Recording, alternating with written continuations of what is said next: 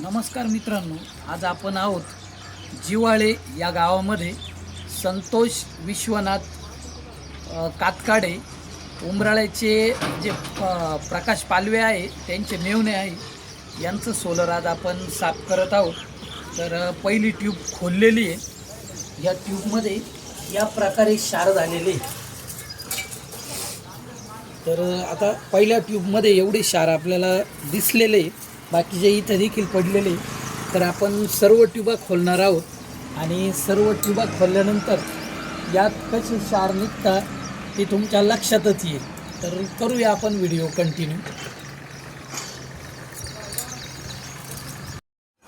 तर बघू शकताय मित्रांनो, संतोष भाऊ कातकाडे यांचं आपण पूर्ण सोलर खोललेलं आहे आणि सोलर खोलल्यानंतर ज्या काही ट्यूब आहे जागेअभावी आपण खाली ठेवलेलं आहे। तर त्या सावलीमध्ये ठेवलं आहे आणि यांच्यामध्ये या प्रमाणात क्षार निघालेले बघू शकताय की क्षार इकडे एवढ्या प्रमाणात क्षार जर असतील तर निश्चितच सोलर लिकेज होण्याचे चान्सेस असतात। विशेष म्हणजे तुम्ही बघू शकता या क्षारवर डायरेक्ट जो कंपनीचा नंबर असतो तो देखील छापला गेलेला आहे। इतक्या प्रमाणात क्षार प्रॉपर कडक झालेले होते।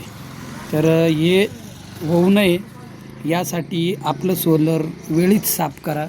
तसेच नवीन सोलर कोणाला घ्यायचे असेल त्यांनी देखील संपर्क साधा। बघूया आपण सोलर पूर्ण ट्यूबा लावल्यानंतर।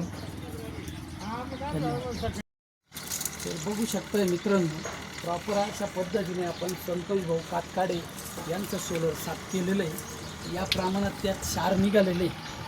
तर आपलं सोलर जे काही अडचणी निर्माण करतं त्या अडचणी निर्माण करू नये यासाठी आपलं सोलर वेळीच साफ करून घ्या। तसेच नवीन सोलर कोणाला घ्यायचे असेल त्यांनी देखील संपर्क साधा। नंबर तुम्हाला स्क्रीनवर दिसतच असेल। आपण सर्व ट्यूबा खोलून प्रॉपर अशा पद्धतीने साफ केलेले आहे। बघू शकताय कोणत्याही प्रकारे ट्यूब ब्रेक नाही आहे अथवा खराब नाही झालेली। तर या पद्धतीने आपलं काम चालतं।